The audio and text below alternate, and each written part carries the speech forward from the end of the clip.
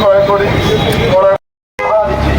একেবারে মফিল মূল্য তো ক্যাব আমরা দেশের পারে না, এটা যেমন অনৈতিক সহনীয় পর্যায়ে থাকে না।